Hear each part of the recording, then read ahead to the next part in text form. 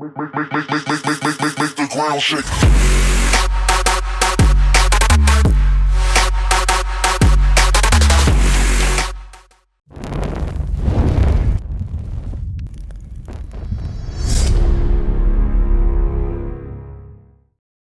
Hey guys, how's it going? My name is Boss Wave, and welcome back to Borderlands, the pre-sequel. And today I have another build for you guys. It's my Elemental Athena build, or as I like to call it, my Firestorm Athena build. And before I get to the video real quick, I'd just like to thank you guys so much for letting me reach 500 subscribers. I know I'm supposed to be doing a Q&A video right now, but that'll be my next video, and I actually could use some more questions for that video, so if you want to leave some more questions for my video, or for my Q&A video rather, be sure to leave your questions down in the description below. It can really be about anything. It can be personal, not really personal, but try not to ask like really weird and stupid questions, obviously. I already got a few of those, and I don't really plan on putting them in my Q&A because I think it's a waste of time, really. So, yeah, no stupid questions, please. Just ask some serious questions, like, you know, how old are you and stuff like that. But, yeah. So, without further ado, I'd like to thank you guys so much for your support and how much I appreciate, you know, you guys and your, you know, thoughts on my videos and stuff like that. Never thought I'd make it this far with this new channel, especially in the short amount of time that I've been part of YouTube. I've only been on YouTube for a year now, and I've gained 500 subscribers just from doing what I do right now, even though I'm not as active as most people are. But yeah, it seems really weird because like 18 days ago I was doing my claptrap video, and my claptrap build video, I mean, and I was just talking about how I reached 400 subscribers, and now I'm at 500 subscribers doing an Athena build, which is crazy. But yeah, only in 18 days, guys. That's crazy. I want to thank you guys so much for that. So yeah, let's go over this build real quick. I already dropped my class mod, so, and like I said before, this is an Elemental Athena build. Now, if you want to download this build, there's going to be links in the description down below if you want to download it. It's going to be a Mediafire link, and it's going to be perfectly safe, and it's going to be for PC, guys. So if you want to convert it to Xbox 360 or PlayStation, you know, you can do that, but there's going to be video. You just got to look it up. I didn't really make a video for how to do that, so you guys are just going to have to Google it and do it yourselves. Sorry, but that's how it works. So yeah, we're going to go over skills real quick. Obviously, we're going to go into Kinetic Aspis, and most of our skills are going to go into Ceramic Storm, obviously, because this is her elemental build. And then we're going to put some skills into Invictus as well. We're not going to really go into Exvios, because like I said, this is an elemental build, not a melee build. And yeah, so we're going to put 404 for Storm Weaving, which this does is whenever you swap your weapons, you gain Storm Weaving, which increases your fire rate and elemental effect chance for a short duration. So that's really cool there. And Maelstrom, like I said, this whole build is based on getting more and more Maelstrom stacks, which increase your incinerated shock damage, or come from incinerated shock damage, rather. And whenever you do that, you gain stacks of Maelstrom, and then all the elemental damage dealt is increased for each stack of Maelstrom you have. So that's really cool. That you know, it's a good skill to have. You can get hundreds and hundreds of these in like seconds. It's crazy. Next we have Gathering Tempest. I put 505 for them, and what this does is increases magazine size and reload speed, so it's always good to have, because for Storm Weaving, obviously you're going to be switching your weapons fast, and then you're going to be getting a lot of fire rate and elemental effect chance, so it's always cool to have. Next we have Conduit, which whenever you have an electrocute status effect active, you regenerate a percentage of your shields for every second, or for every stack of Maelstrom you have, rather. So that's really cool. It's good for survivability there.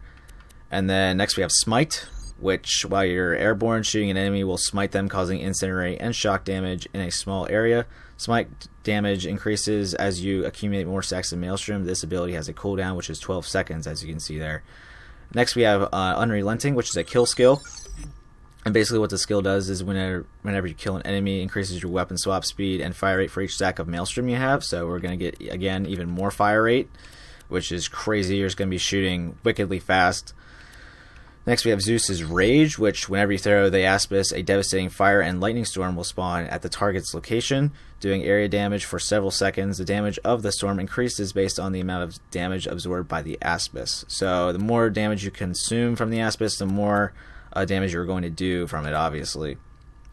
Next we have Elemental Barrage, which, while it kind of connects with Storm Weaving, but while Storm Weaving is active, your weapon's ammo has a chance to not, or your weapon has a chance to not consume ammo for every stack of Maelstrom you have. So that is awesome. So basically, you could be shooting if you have hundreds and hundreds of stacks of Maelstrom. You're basically going to be shooting for days, and you're never reach the bottom of your clip. So as long as you're switching weapons frequently, you're going to be shooting for days. Like literally, this is probably the best two combos here, or the best combination for this build anyway. Yeah, so I don't really spec into flash freeze because really it's just not even really worth it. I mean, I don't really use freeze weapons that much, so at least not for this build. I always use them on Claptrap, but I don't use it on this. I'm having a lot of fun playing as Athena because I just think she's a really cool character, and it's a lot different than playing as Claptrap. So next we have Superconductor, which, as you saw me spec 5 out of 5 in. What this does is when the Elpis has a chance to shock nearby enemies when struck. When this occurs, you gain bonus Maelstrom stacks, so it's always cool to get some more extra Maelstrom there. And then next we have Overload.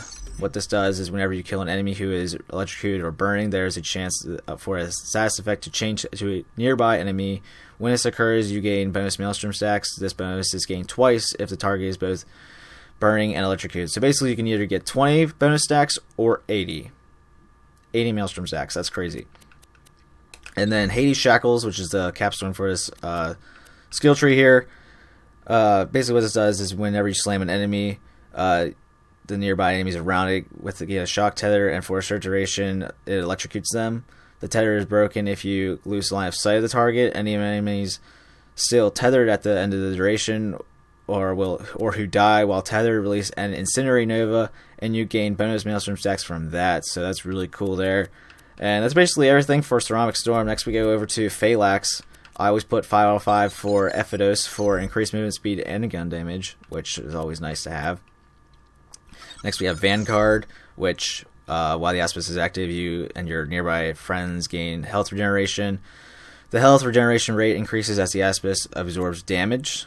And I don't really go into Invictus because, like I said, or I never said actually, but I don't tend to use my Elpis very much while using this build. I don't know why, but I just don't. So I don't really spec into these two skills very much, but you can if you want to, because we're actually going to have some extra skill points after I spec into the skill tree.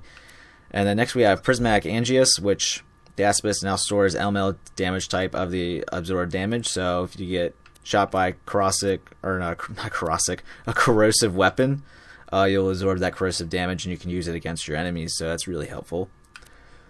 Excuse me there. Next, we just kind of spec into these skills over here so we can get down to the bread and butter. Not really bread and butter, but Wrath of the Goddess is a good skill to have overall. So I always put 5 out of 5 for United Front, which gives me some more shield capacity and converts 25% of absorbed damage into shield power. And then Return Fire. What this does, it kind of acts like the Sham, but whenever your Elpis is active, you have a chance to reflect incoming lasers and bullets while still absorbing their energy. So kind of helps with some survivability there. And then next we have Wrath of the Goddess, which ricochets up to 4 additional enemies. So you can get 5 targets with just throwing your Elpis. I don't really use my Elpis that much, so I have extra skill points here, which I usually throw into Gun Kata and then Omega Senshu. So I put 5 out of 5 in Gun Kata and then Omega Senshu. But if you want to, you can put 5 out of 5 for Hold the Line if you like using your Elpis a lot, or put it in any other skill you might want. But I always put 5 out of 5 for Gun Kata and then 2 for Omega Senshu, because what this does is you deal increased damage to any enemy who has less than 50% of their maximum health remaining. So that's always helpful for fighting bosses and stuff like that. And then Gun Kata just increases your gun damage, which is basically what I like to have, is a lot of gun damage in this build. But yeah, like I said before, you can put it in Invictus, you can put it in Hold the Line, or Clear, or even Staleward. I mean, even if you want to have that extra flash freeze stuff, you can do that as well, because I mean, you're left with basically 7 extra skill points that you can do whatever you want with. And this build has a lot of flexibility in it, so you can basically do whatever you want. For the class mod in this build, we go with a Celestial Gladiator class mod, which gives me 10 out of 10 for Gun Kata, or not 10 out of 10, 10 out of 5 for Gun Kata, 10 out of 5 for Gathering Tempest, 10 out of 5 for Conduit, and it will give you some more for Hold the Line, so if you put it in Hold the Line, it'll help you out a lot. And then Vanguard, which obviously I already went over that, but 10 out of 5 for Vanguard, which is really cool. You can use an Arid and Vanquisher class mod if you want to, but I'll show you guys here in a second, since I do have the class mod on me. It doesn't really give you as much bonuses, but you can use it if you don't have the Celestial Gladiator class mod. So It's always a good alternative if you want to use that instead, or don't have a Celestial Gladiator. And next we're going to go over the weapons real quick. So I already went over my Celestial Gladiator class mod. The great thing about the Radiant Vanquisher class mod, I forgot to mention, is increases elemental effect chance by 49%, which is really nice to have. Yeah, so obviously we have the Thunderfire, because that does shock and fire damage, which is basically what this build is all about, so why not have it? And you get that from either Hope or Despair from the Claptastic Voyage DLC. Next we have the Streamline Bullpup. Good luck getting this gun. It is given to you at the very beginning of the game, but usually is a non-elemental version. And if you want to get a shock version, it's pretty hard to get. Basically, you could use any like shotgun that's Hyperion that does shock damage. I mean, that's pretty much what I like to go with, but this is probably the best choice if you could go with anything. And then next we have the Heartbreaker. I know this isn't really in the game yet because, I mean, I guess they were supposed to do it for Valentine's Day, but never did. You can get this in Gibbs Save Editor if you want that gun. I just know it's a really good shotgun to have for this build because it does a lot of fire damage and has an extremely high fire rate for a shotgun. So, yeah, it works really well with this build, these two. If you just want to swap them out while you're doing your mobbing and stuff like that, it's crazy with Tempest and everything like that. Next we have Bada Boom, which is just for that maximum damage and stuff like that. I have a fire and a shock one, so if you want to do shock damage, you can really go with either one, but I like to put a fire one on, so that way I have 2 fire weapons and then 2 shock weapons. Well, shock and fire, but it counts as a shock weapon. And then down here at my shield, we have the Prismatic Bulwark. You can get that from the Iridian Sentinel, or I guess Zarpedon still, but you can get from both enemies. And that's just for the increased laser damage. Also, it absorbs enemy lasers, so that gives me more ammo for my Thunderfire there. But I mainly just have it on there for increased laser damage, making my Thunderfire more powerful. And then I have the Eddie Oz kit, which also increases my laser damage by 35.2%. And it also pretty much is the best Oz kit in the game. It's the only one that's really worth it. That's a legendary, so you know, it's always a good one to have. And next I have the Longbow Stormfront. You can use the Quasar or the Mega Nade if it's a shock or fire one. But I always go with the Longbow Stormfront because it does get me a lot of extra Maelstrom stacks from doing the electric damage there. But yeah, this is my build, guys. I don't really use any weapons over here. There's Absolute Zero if you want to, use the Flash Freeze skill. And then I have some Moroses in here as well if you want to use them maybe.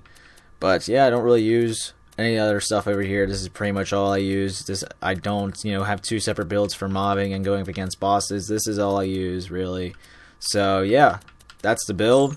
Hope you guys enjoyed the build a lot. I also want to thank you guys again for helping me reach 500 subscribers. I'll be doing a Q&A. And if you want to ask some more questions for that Q&A, it would really help me out because I could actually use some more questions. So if you want to ask a question, it can be really about anything as long as it's not like retarded, But yeah, just ask a question down in the comment section down below, and I'll be sure to put it in my video then. I'll probably upload it either Sunday or Monday, so give you guys a couple days to come up with a question if you don't have one right off the bat. But yeah, hope you guys enjoyed this video a lot. If you did, be sure to like the video and subscribe for more Borderlands the pre-sequel content. My name is Boss Wave, and I'll let the gameplay roll after this. See you guys.